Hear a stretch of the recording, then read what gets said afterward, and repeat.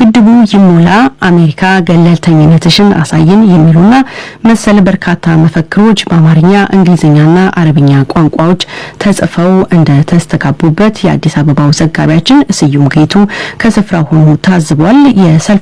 የሰልፈኞችንም አስተያየት አሰባስቧል። ሰይድ አህመድ አስል ይባላል። ከኛ አልፈን ለሌላ የምንተርፍ ህዝቦች ስለሆን ነጮቹ እነሱ ሊያቁልን ስለማይገባ ከልጆች ጎን ልሰለፍ ነው የመጣሁት። ትልቅ ነገር የሚሰራበት ሰልፍ ነው። ስሜ ብስራት ተከስታ ነው። እኛ ኢትዮጵያውያን የማንንም ጣልቃ ገብነት አንፈልግም። አሜሪካ ኢትዮጵያ ላይ ጣለችውን ማዕቀብ ለመቃወምና ውጤቱ ደግሞ ጥሩ የሚሆን ይመስለኛል። የዓለም መንግስታት ይህንን ነገር የሚሰሙት ይመስለኛል። በዛሬው የአዲስ አበባ ሰልፍ ላይ ቁጥራቸው የበዛ ወጣቶች እንደታደሙና የፌዴራልና የመከላከያ ማርሽ ባንድም በጋራ ትርኢቶችን እንዳሳዩ ስዩም ጌቱ ከስፍራው ዘግቧል።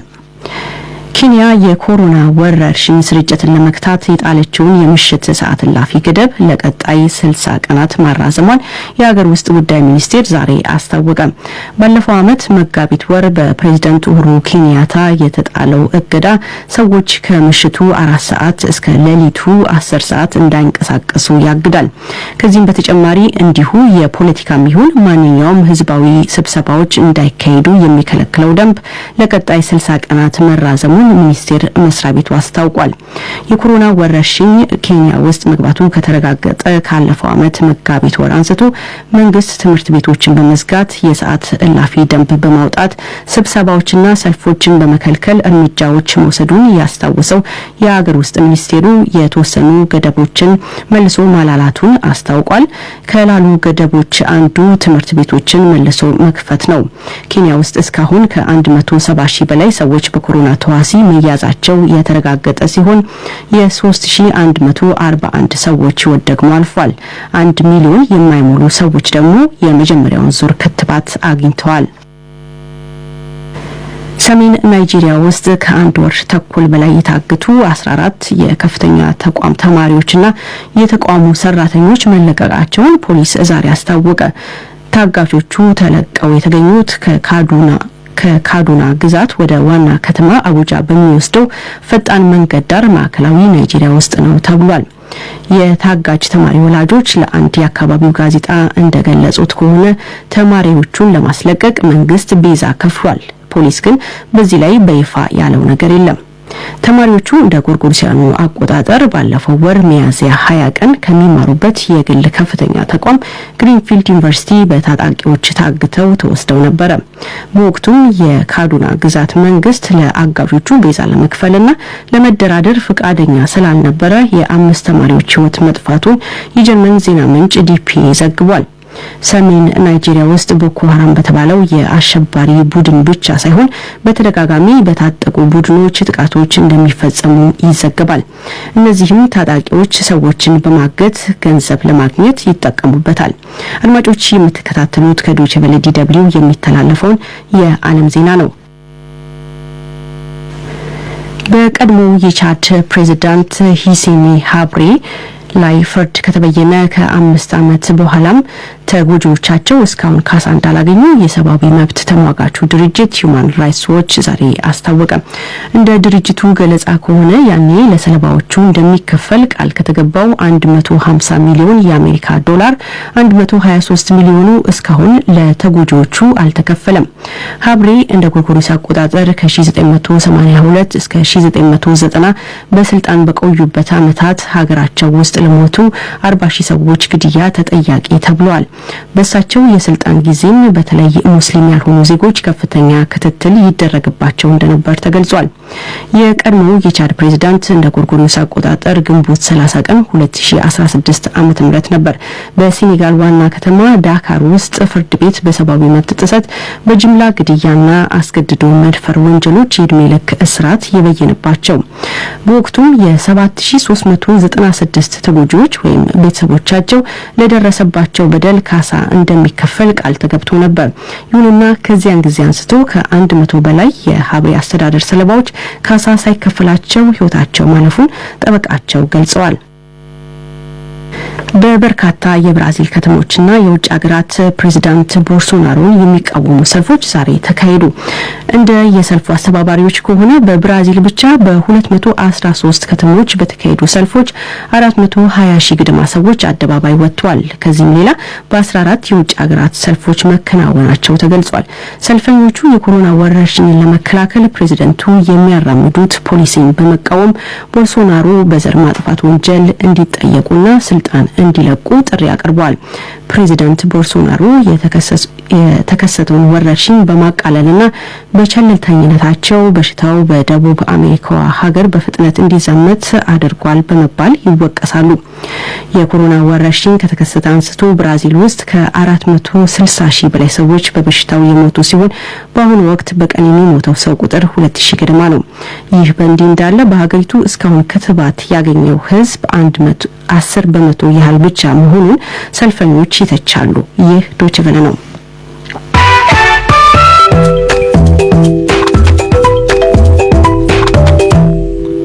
አድማጮች አርዕስተ ዜናው በድጋሚ ነው። በኢትዮጵያ ጉዳይ የውጭ ሀገራት ጣልቃ ገብነትን የሚቃወም ሰልፍ ዛሬ በአዲስ አበባ ተካሄደ። በሰልፉ ላይ ተገኝተው ንግግር ያደረጉት የአዲስ አበባ ምክትል ከንቲባ ወይዘሮ አዳነች አቤቤ አሜሪካና አጋሮቿ በውስጣዊ ጉዳያችን ጭምር በመግባት የሚያስቀምጡት ቅድመ ሁኔታና የጉዞ ማዕቀብ በፍጹም ተቀባይነት የሌለው ነው ብሏል። ኬንያ የኮሮና ወረርሽኝን ስርጭትን ለመክታት የጣለችውን የምሽት ሰዓት እላፊ ገደብ ለቀጣይ 60 ቀናት ማራዘሟን የሀገር ውስጥ ጉዳይ ሚኒስቴር ዛሬ አስታወቀ። ሰሜን ናይጄሪያ ውስጥ ከአንድ ወር ተኩል በላይ በታጣቂዎች የታገቱ 14 የከፍተኛ ተቋም ተማሪዎችና የተቋሙ ሰራተኞች መለቀቃቸውን ፖሊስ ዛሬ አስታወቀ። እንደ የታጋች ተማሪ ወላጆች ከሆነ መንግስት ተማሪዎቹን ለማስለቀቅ ቤዛ ከፍሏል። ዜናው የእስካሁኑ ነበር። መልካም ምሽት። አድማጮች ከዓለም ዜናው እንዳደመጣችሁት የውጭ ሀገራት በኢትዮጵያ የውስጥ ጉዳይ ላይ የሚያደርጉትን ጣልቃ ገብነትና የሚያሳድሩትን ጫና ለመቃወም የተጠራ ሰላማዊ ሰልፍ በአዲስ አበባ ተካሂዷል። ይሄው ሰላማዊ ሰልፍ ጋምቤላ፣ ድሬዳዋ፣ ወላይታ ሶዶና ሐረርንም በመሳሰሉ ከተሞች እንደተካሄደ ለመገንዘብ ችለናል። ለሰልፉ መካሄድ ገፊ ከሆኑ ምክንያቶች አንዱ አሜሪካ በቅርቡ በኢትዮጵያና በኤርትራ ባለስልጣናት ላይ የጣለችው ማዕቀብ ይገኝበታል። ከማዕቀቡ ውስጥ የጉዞ ማዕቀብ አንዱ ነው። ከዚህ በተጨማሪ አሜሪካ ለኢትዮጵያ ትሰጥ የነበረውን የተለያየ እርዳታ መከልከሏንም አስታውቃለች። የዛሬው የእንወያይ መሰናዶ ማዕቀቡንና በኢትዮጵያና በአሜሪካ መካከል ስላለው ግንኙነት የተመለከተ ይሆናል። ሸዋዬ ለገሰ የመራችው ነው፣ እንዲህ ይቀርባል። እንወያይ። ጤና ይስጥልኝ አድማጮች። ዩናይትድ ስቴትስ ለበርካታ ዓመታት በሽብር ላይ ለምታደርገው ውጊያ አይነተኛ አጋሯ አድርጋት በከረመችው ኢትዮጵያ ባለስልጣናት ላይ ባሳለፍነው ሳምንት መጀመሪያ ቪዛን ጨምሮ የተለያዩ ማዕቀብን መጣሏን ይፋ አድርጋለች። አሜሪካ በኢትዮጵያ ላይ ከዚህ በፊት ባልታየ ፍጥነት ይህን መሰል ጠንካራ ውሳኔ የማሳለፏ ምክንያት ምንም እንኳን ትግራይ ውስጥ ይፈጸማል የሚባለው የሰብአዊ መብት ጥሰት እንዲሁም ህብረተሰቡን ለረሃብ የሚያጋልጥ ጥቃት ነው ብትልም መንስኤው ከዚህ የዘለለ መሆኑን የሚናገሩ ጥቂት አይደሉም። በሌላ ወገን አዲሱ የባይደን አስተዳደር ማዕቀብ ለመጣል የሄደበት ፍጥነት ጉዳዩን አስመልክቶ የኢትዮጵያ መንግስት በዲፕሎማሲው ረገድ በቂ የሚባል እንቅስቃሴ ባለማድረጉ እንደሆነም የሚገልጹ አሉ። የማዕቀቡ እርምጃ ከዋሽንግተን ይምጣ እንጂ በአመዛኙ ምዕራቡ ዓለም በአንድም በሌላም መልኩ ኢትዮጵያ ላይ ጫና ለማድረግ መሞከሩ ይታያል። በዚህም መሃል በአፍሪካው ቀንድ አካባቢ ያለውን ነባራዊ ሁኔታ በማጤን ማዕቀቡ አካባቢውን ሌላ ችግር ውስጥ እንዳይከት ስጋታቸውን የሚገልጹም አሉ። ቀደም ሲል በሽብር መዝገብ ሰፍራ የነበረችው ሱዳን ጋር የሚደረጉ ያልተለመደ መቀራረቦች፣ የዕዳ ስረዛና የመሳሪያ ግዢ ትብብሮች በአንድ ወገን፣ በጅቡቲ ዙሪያ የሚደረጉት እንቅስቃሴዎችም የየራሳቸውን አንድምታ የሰነቁ ገጾች ሆነዋል። ማዕቀቡ የኢትዮጵያ አቋምና ቀጣዩ የዋሽንግተን አዲስ አበባ ግንኙነት የዕለቱ መወያያ ርዕሰ ጉዳይ ነው። ለውይይቱ 3 እንግዶችን ጋብዘናል። እንግዶቼ ከበርሊን ወይዘሮ ሙሉ ሰለሞን በጀርመን፣ ቼክ ሪፐብሊክ፣ ስሎቫክና ዩክሬን የኢፌዴሪ ልዩ መልእክተኛና ባለሙሉ ስልጣን አምባሳደር፣ ከአዲስ አበባ አቶ ሙላቱ ገመቹ የኦሮሞ ፌዴራሊስት ኮንግረስ ምክትል ሊቀመንበር፣ እንዲሁም ከዋሽንግተን ዲሲ አንጋፋው ፖለቲከኛ አቶ ያሬድ ጥበቡ ናቸው። እንግዶቼም በቅድሚያ በዚህ ጉዳይ ለመወያየት ፈቃደኞች በመሆናችሁ በዶይቼ ቬለ አድማጮች ስም አመሰግናለሁ። ዋሽንግተንና አዲስ አበባ ዘለግ ያለ የወዳጅነትና የትብብር ግንኙነት ያላቸው ሀገራት እንደሆኑ ይታወቃል። አምባሳደር ሙሉ ዩናይትድ ስቴትስ በኢትዮጵያ ላይ ማዕቀብ መጣሏ በዚህ ወቅት የተጠበቀ ነበር? እስቲ ባጭሩ ሐሳቡን አጋሩን። እሺ፣ አመሰግናለሁ። የዩናይትድ ስቴትስ አስተዳደር ቀደም ሲል የኢኮኖሚና የሴኩሪቲ ማዕቀብ አድርጓል። በተጨማሪ የሆነ ቪዛ ማዕቀብ ማድረጉ ከሁሉም በላይ እጅግ በጣም የሚያሳዝን ነው፣ ያልተጠበቀም ነው። ምክንያቱም ኢትዮጵያ በጋራ በገንቢ ሁኔታ ከእነሱ ጋር በመቀራረብ በጥሩ መንፈስ እንዲያውም የአፍሪካ ቀንድ ልዩ መልእክተኛ ሚስተር ጄፍሪ ፊልትማንን እንኳን በየደረጃው ያሉ ኃላፊዎች ተቀብለው እንደዚሁም የኢትዮጵያ ጠቅላይ ሚኒስትር የዓለም ሰላም ሎሬት ዶክተር አብይ አህመድ ጨምር አነጋግረው ተወያይተው በጥሩ አቅጣጫ እየሄደ ያለውን ይህንን ሁሉ ጥሩ መንፈስ በመተው ለምርጫችን የተሳሳተ አቅጣጫና ምልክት የሚሰጥ እንደዚሁም ደግሞ መንግስት በምርጫ ላይ አካታች የሆነ እርምጃ እየወሰደ ባለበት በአሁኑ ወቅት ላይ መደረጉ እኛ በሀገራችን በተስፋ በምትንቀሳቀስበት ከፍተኛ ጫናና ሌሎችንም እየተጋፈጠች ችግሮች እየፈታች ባለችበት በአሁኑ ጊዜ አላስፈላጊ ግፊት ሳይሆን ድጋፍና መተባበር በሚያስፈልግበት ሰዓት መምጣቱ እጅግ በጣም አሳዛኝ ነው። ከዚህም ሌላ ደግሞ ኢትዮጵያ ዘመን ተሻጋሪ የሆነና በጊዜ የተፈተነ ኢትዮጵያና አሜሪካን ግንኙነት አስፈላጊነቱን ክብደት ሰጥታ የምታይ ሲሆን የአሜሪካ አስተዳደር ግን ለዚህ ግምት ያልሰጠ ክብደት ያልሰጠና ይሄንን ከመቶ ዓመት በላይ የቆየ ግንኙነት ያላገናዘበ ውሳኔ በመስጠቱ አሳዛኝ ነው። የበለጠ አሳዛኝ የሚያደርገው ደግሞ የኢትዮጵያ ከፍተኛ ውሳኔ ሰጪ አካል በሽብርተኝነት የተፈረጀውን ህወሓትን ከኢትዮጵያ መንግስት እኩል አድርጎ ማስቀመጡ የሚያሳፍር ነው። የኢትዮጵያ መንግስት ትኩረት ሰጥቶ በአዲስ መንፈስ ከምርጫም በኋላ የሚሄደውን ሂደት አቅጣጫ አስቀምጦ በጥሩ የብሔራዊ መግባባትን ለመፍጠር ከተለያዩ መድረኮች ጋር አካታች የሆነ ውይይት እያደረገ በሚሄድበት ሰዓት ከህወሓት ጋር ተደራደር የሚል አይነት ጫና መፍጠር ማስገደድ እንደሌለበትና መደረግም እንደሌለበት የኢትዮጵያ መንግስት ያምናል። ከዚህም አልፎ በውስጥ ጉዳያችን በመግባት ልዩ ነገሮችን ጫና ማድረጉ የአማራ ክልል ልዩ ኃይል እንዳይግባ እዚህ ድረስ የሚል የመሳሰሉ አይነት ጥያቄዎች ተቀባይነት እንደሌላቸው በኢትዮጵያ መንግስትና አሁንም ሌሎች ያነሳናቸው የሰብአዊ መብት ጥሰት አለ የሚል ወቀሳዎችን የኢትዮጵያ መንግስት የተለያዩ ዓለም አቀፍ ገለልተኛ አካላትን አስገብቶ በራሱ ጠያቂነት እየሰራ ባለበትና እንደዚሁም አሜሪካንም ጨምሮ ዓለም አቀፍ ገለልተኛ አካላት አብረው በመስራት ሂደቱ የተሻሻለው ከፍተኛ ውጤት ባስገኘበት ሰዓት የአቃቢ ህግ እንደዚሁ ውጤቱን አሳይቶ ጥፋተኞች እርምጃ የሚወሰዱበት ፕሮሴስ ላይ ባለበት ሰዓት ይሄ ውሳኔ መስጠቱ ይሄንን ጥሩ መንፈስ ይጎዳል፣ ያለንን ግንኙነት ይጎዳል፣ የህዝብ ለህዝብ ግንኙነቱን ፈጽሞ ያላየና ግምት ያልሰጠ በመሆኑ ኢትዮጵያ መንግስት ይሄንን ግንኙነት እንደገና የመመርመርና ለማየት ይገደዳል። ውጤቱም ምናልባት ያልተጠበቀው አይነት ነገር ሊሆን ይችላል የሚል ግምት አለ። አቶ ያሬድ እርሶስ እንዴት ይመለከቱታል? ከመቶ ዓመት በላይ የቆየው የኢትዮጵያና አሜሪካ ዲፕሎማቲክ ወዳጅነት በዚህ ደረጃ መድረሱ ለሁላችንም አሳዛኝ ነው። ነገር ግን እነዚህ ነገሮች ሊመጡ እንደሚችሉ ባለፉት 7 ወራት በትግራይ የነበረው ድቀት እና ጦርነት ያመለክት ነበር።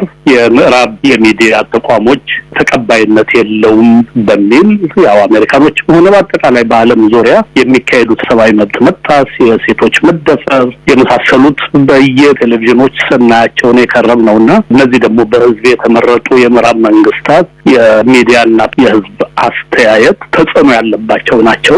አንድ ሁለተኛ አብዛኛዎቹ በፕሬዚደንት ባይደን አስተዳደር ውስጥ ያሉ ሰራተኞች ውጭ ጉዳዩን የሚመሩት ፖሊሲውን የሚመሩት በክሊንተን ጊዜ በተገቢው ሰዓት ላይ ሩዋንዳ ውስጥ ለሆነው ነገር ጣልቃ ባለመግባታቸው የክሊንተን አስተዳደር በዘረኝነት የተነሳ ነው የአፍሪካ ህይወት ትርጉም ስላልሰጣቸው ነው የአይነት ስህተት የተፈጸሙት ተብለው ሲወቀሱ ነው የኖሩትና ዴሞክራቶች ይሄንን ታሪክ ለማቆም ደግሞ ኢትዮጵያ ሩዋንዳ አይደለችም፣ ኢትዮጵያ ሶሪያ አይደለችም፣ የ115 ሚሊዮን ህዝብ ሀገር ናት። ጭካኔው መረን ያጣ የሆነ በዚህ 3 ዓመት የመጣበት ጊዜ አለ።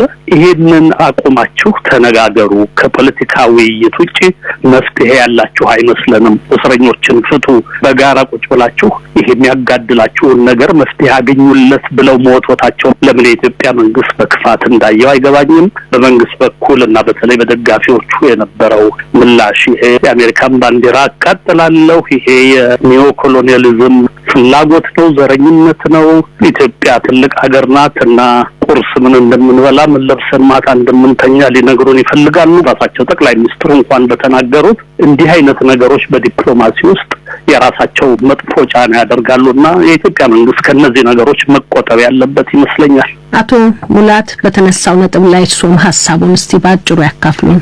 እሺ አመሰግናለሁ ብሮሻይ። ችግሮቻችንን የፖለቲካ ልዩነታችንን በውይይት በስምምነት ቁጭ ብለን መፍታት አለመቻላችን እና መጥፎ ጎናችን የውጭው ሰው ሲነግረን በጣም ያሳዝነኛል። በእጅጉ ይሄ በታሪካችን ትልቅ ውርደት ነው። ቁጭ ብለን 110 ሚሊዮን ህዝብ መወያየት ባለመቻሉ ሌላው ጣልቃ ገብቶ ለምንድን ነው የማትስማሙት? በማዕከላችሁ ያለውን ቁጭት ቁጭ ብላችሁ ተነጋግራችሁ መፍታት የማትችሉት ተብለን እንደዚህ አይነት ነገር ሲነገረን ቁጭ ብለን ቤታችን መፈተሽ ሲገባን አሁን አቶ ያሬድ እንዳስቀመጠው የቆየ ታሪካችንን ዝናችንን በመናገር ከአሜሪካ ጋር ያልሆነ እሰጥ አገባ ውስጥ መግባት ባንዲራ መሀል ለማቃጠል መሞከር ከዚህ ጋር ተነስቶ እንትን ማድረግ ተገቢ ያልመሰለኝ። እነሱ የውጭ ወራሪ እናንተ ውስጥ አለ፣ የኤርትራ ወታደር እየገደለ ነው ይውጣ ይሉናል። አይወጣም የምንለው አንዳንዶቻችን በጣም የሚያሳዝን ነው። ዜጎች እንደዚህ አይነቱን ነገር ሲቀበሉ በታሪካችን ያላየነው ጉዳይ የተመሰረተብን ነው። የዚህ የትግራይ ጉዳይ ቀደም ሲል ፓርቲ በተደጋጋሚ ቁጭ ብሎ መወያየት ያስፈልጋል። አገራዊ እርቅ ይምደናል። ብዙ ችግር ላይ ናለን። ዜጎች እያለቁ ነው፣ እየሞቱ ነው። የህግ በላይነት ጠፍቷል። ሰብአዊ መብት አልተከበረም። ዛሬ እኮ ፍርድ ቤትን አቃቤ ህግም ስራ ያጣበት ፖሊስ ይዞ በጠራራ ፀሐይ ሰውን የሚገልበት ደረጃ ላይ ነው ያለው። ከቤቱ ተጠርቶ በእጅ ላይ ግድያ የሚፈጸምበት ማን እንደገደለ ለምን እንደሆነ የማይታወቅም ልጅን አምጣ ተብሎ የሚሞትበት ጊዜ ላይ ነው ያለ። ስለዚህ ቁጭ ብሎ መነጋገር አንድ ላይ ነውና ችግራቸውን ፍቱ ማለት አሜሪካን በመናገሯ በቪዛ ደረጃ ላይ ከባ ማድረጉ እኔ ከዚህ በላይ በሚመጣበት ጊዜ ምን እንሆናለን ነው። ሀገሪቷ በኢኮኖሚ በማንኛውም ነገር በማህበራዊ ምን ላይ እንዳለች እኔ አሁን መዘርዘር አይገባኝም። ከፍተኛ ችግር ላይ ስላለን እዛ ውስጥ የተዘረዘሩ ጉዳዮችን መፈጸም የሚገባን ይመስለኛል። የራሳችን ጉዳይ ነውና። መልካም። እስቲ እዚሁ ጋር አንድ ነጥብ ላንሳሉት። የሰብአዊ መብቶች ጥሰት ለበርካታ ዓመታት ብዙዎችን ለእስርና እንግልት እንዲሁም ለስደት መዳረጉ እሙን ነው። ካለፉት 3 ዓመታት ወዲህ በተለያዩ አካባቢዎች ጥቃቶች ተደጋግመው ታይተዋል። አሁንም ያልሰከኑበት ሁኔታ ነው ያለው። ከዚህ በመነሳት ለሰብአዊ መብቶች የሚሟገተው ዓለም ከአንድ አቅጣጫ ብቻ ነው የሚመለከት የሚመስለው። አሁን በግልጽ የተጻፈው ትግራይ ነው የሚመለከተው። ከዚህ በመነሳት እንደርሶ ምን ይላሉ ስለ ሰብአዊ መብት ጉዳይ ሲነሳ? አሜሪካ የትግራይን ብቻ ነው፣ ግን እኛ ደግሞ ከ3 ዓመት ጀምሮ እስካሁን ድረስ ጦርነት ያልተለያት በኮማንድ ፖስት ሀገሪቷ የምትተዳደር በተለይ ኦሮሚያን በሚመለከት ዛሬ ታጣቂ ብቻ ነው ሀገር የሚያስተዳድረው። ሰላማዊ ሁናቴ የተፈጠረበት አይደለም። እኛ ካሁን ድረስም ስንነጋገር የነበረው ይሄ ሰብአዊ መብት የትግራይ ብቻ መሆን የለበትም፣ የኛንም ሁሉ መጨመር ነበረበት። ቁንጽል ነው የምንለው። አምባሳደር ሙሉ እዚህ ላይ ምን ይላሉ? ሰብአዊ መብት ዋናው ጉዳይ ነው። ይሄ ሰብአዊ መብት ጥሰት የሚለውን አሊጌሽን አሁንም ምርመራ በገለልተኛ አካል እየተካሄደ ነው። ይሄ የራሳችንን ኮንሰርን ነው። የኛ መንግስት የኛ ህዝብ ራሱ ለራሳችን ከፍተኛ ኃላፊነትም ኢንተርናሽናል ግዴታውን የሚያቅ መንግስት ነው። ለሰብአዊ መብት ጥሰት ቅድሚያ የሚሰጥ ነው። ለዚህም ነው በራሱ ጠያቂነት ዓለም አቀፍ ገለልተኛ አካል እንዲያጣራና ይህንን የፈጸመው የትኛውም አካል ቢሆን እርምጃ ይወሰድበታል የሚለው ተወስኖ በዚሁ እየተሄደበት ያለው።